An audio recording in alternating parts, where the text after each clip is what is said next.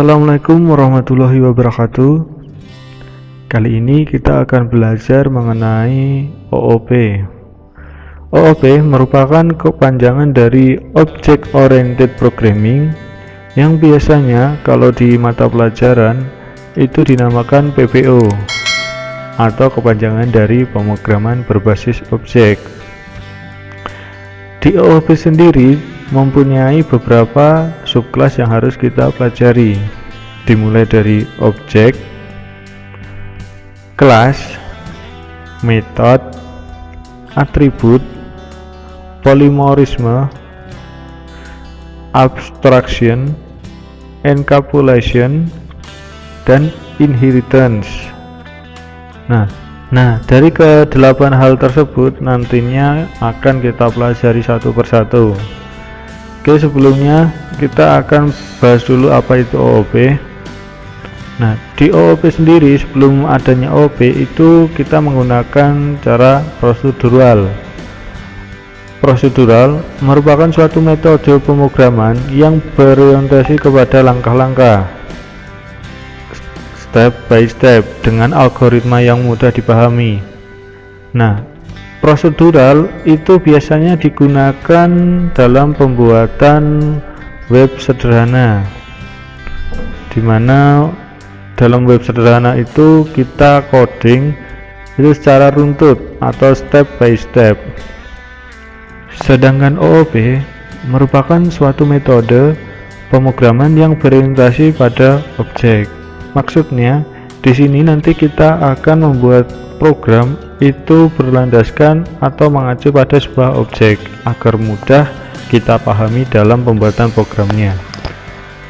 Contohnya objek sepeda motor. Di sepeda motor itu mempunyai bagian-bagian yang sama atau spesifik yang sama dengan sepeda motor lainnya. Contoh, sepeda motor A mempunyai bahan bakar bensin, sedangkan sepeda motor B dia harus berbahan bakar pertamax ataupun yang lainnya. Dari contoh itu bisa kita simpulkan bahwasanya walaupun berbeda-beda spesifikasi, tetapi ketika kita satukan itu menjadi sebuah satu objek, yaitu objek sepeda motor. Seperti itu. Tujuannya sendiri itu adalah mempermudah pengembangan program dengan cara mengikuti model yang telah diterapkan di kehidupan sehari-hari. Contoh objek itu di sini saya mencontohkan objek CPU. Di objek CPU atau komputer itu terdapat beberapa objek lagi yang ada di dalamnya, seperti objek hard disk, objek fan atau kipasnya, objek RAM, dan lain sebagainya. Jadi objek-objek tersebut itu nanti akan saling terhubung. Oke. Nah, dari penjelasan di atas antara prosedural dan OOP mempunyai perbedaan masing-masing. Kalau prosedural itu memecahkan program dalam fungsi data. Cirinya sequence, selection, dan repetition. Terus yang ketiga ada strukturnya lebih rumit atau lebih urut. Yang keempat ada eksekusinya lebih lambat karena dia harus memprosesnya itu urut satu persatu dari atas. Sedangkan OOP itu menggabungkan fungsi dan datanya menjadi satu kelas atau objek. Terus cirinya encapsulation, inheritance, polimorisme. Yang digunakan di OOP itu untuk ciri yang kedua. Terus selanjutnya ada struktur programnya lebih ringkas. Karena apa? Karena dia berpaku pada objek dan kelas. Jadi difokuskan ke satu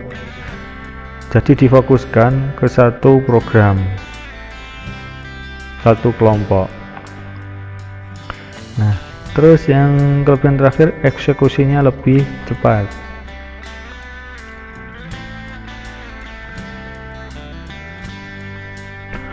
Oke, untuk kelebihan prosedural sendiri itu lebih terstruktur karena lebih efisien dan murah perawatannya, tapi hanya susah dipahami selain pembuat sistem. Jadi kalau kita menetapkan program dengan metode prosedural, memang itu akan lebih efisien karena mudah dipahami, program tersebut runtut sesuai dengan alurnya. Tetapi selain pembuatnya sendiri nanti akan mengalami kebingungan. Karena apa? Karena selain pembuat itu pasti harus mempelajari satu persatu gitu. Nah, sedangkan untuk OOP itu mudah untuk membuat kelasnya atau library-nya. Nah, cukup satu kali menulis kelas nanti bisa digunakan beberapa objek. Sintaknya sendiri itu hampir sama dengan C dan C++, dan data yang digunakan selalu private atau disembunyikan, privasi ya ini ya, datanya ini nanti bersifat private gitu. Oke, kekurangan prosedural itu tidak cocok untuk menemukan masalah yang rumit. Karena apa? Karena di metode prosedural kita harus mencari permasalahan itu satu persatu hingga ketemu masalahnya itu di mana. Kalau memang programnya masih sedikit, pasti masalah tersebut cepat ketemu. Tetapi kalau programnya sudah kompleks, kalau kayak pembuatan web itu sudah mempunyai ribuan coding, itu bisa jadi kita akan kesulitan untuk mencari permasalahan atau error yang terjadi pada program tersebut. Nah, untuk OOP sendiri, kekurangannya programmer yang biasanya menggunakan prosedural akan bingung dengan istilah yang ada pada OOP. Jadi tidak semuanya itu memahami kedua metode tersebut. Ada yang memahami khusus di metode prosedural, ada yang memahami pada metode OOP. Tetapi metode yang enak untuk digunakan secara internasional maupun nasional itu biasanya menggunakan metode OOP. Ini salah satu contoh codingan prosedural dan OOP. Yang sini itu prosedural, di sini urut ya, dari count. Dia akan membacanya satu persatu sebelum dieksekusi.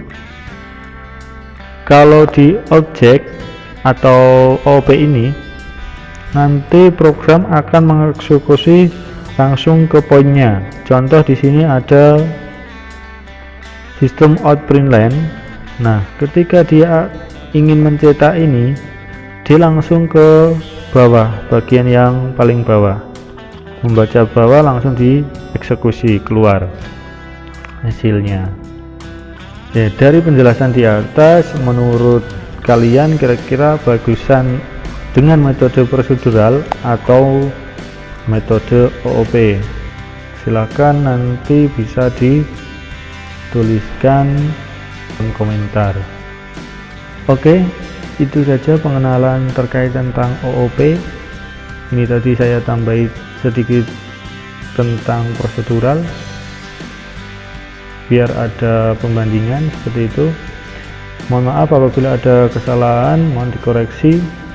Saya akhiri, wassalamualaikum warahmatullahi wabarakatuh.